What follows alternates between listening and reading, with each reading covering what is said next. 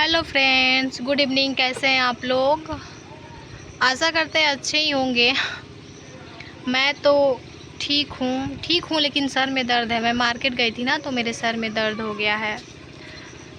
तो सोचे छत पे हैं। छत पे आप लोगों को तो पता ही है कि मैं छत पे रील बनाती हूँ, अब ब्लॉग वीडियो कुछ भी हो मैं बनाती हूँ। तो छत पे ही मैं शूट कर रही थी।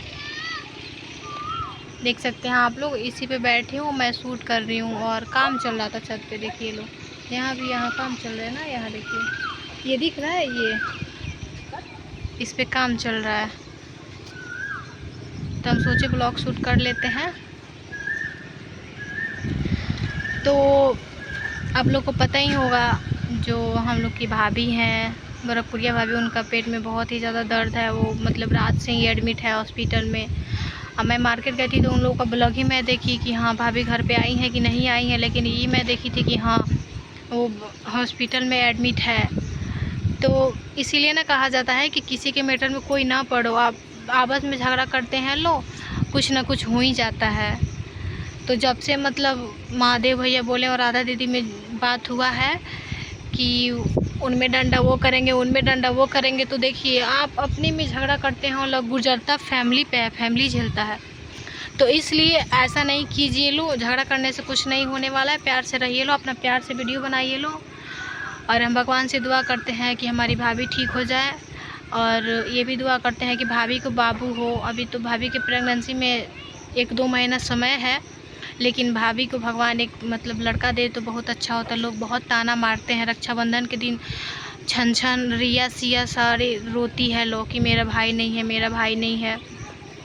हम लोग भी छन छन और सिया को देखते हैं लोग रक्षाबंधन के दिन, तो मतलब बहुत रोना आता है।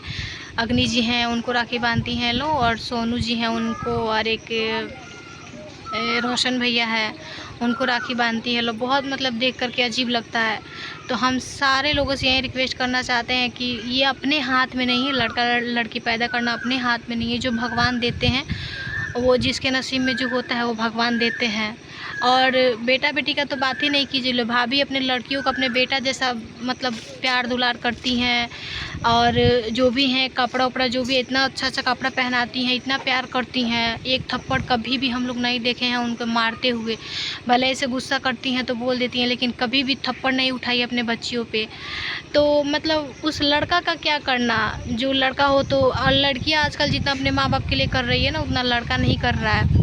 तो हम तो यही चाहते हैं कि कोई भाभी को कुछ नहीं बोले कि भाभी को मतलब बेटा नहीं है, ये केवल बेटियां हैं। बहुत बहुत लोग भी, ये राधा दीदी एक दिन बोली थी जब उधर मैटर हुआ था कि मेरे पति में तो इतना दम है कि मेरा पति एक बेटा एक बेटी मतलब हमको हो गया है। ऐसा बात बोलना चाहिए, शर्म नहीं आया बोलने से पहले कि आप क्या बोल रही हैं?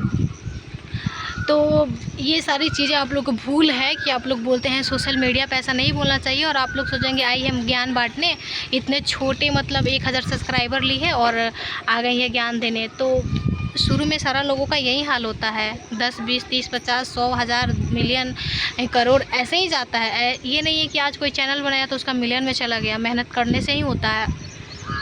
तो वही सब बात है, झगड़ा हुआ इन लोगों में और उसके बाद भाभी बीमार पड़ गई, उनके पेट में दर्द हो गया। अब हम देखिए उनका वीडियो, बहुत परेशान थी। रात को वो लोग ले गए हैं और 1-2 घंटा तो पहले वो लोग ट्रैफिक में फंसे थे। भाभी गाड़ी में मतलब परेशान है, दर्द से चिल्ला रही हैं और वो लोग सुन नहीं रहे हैं।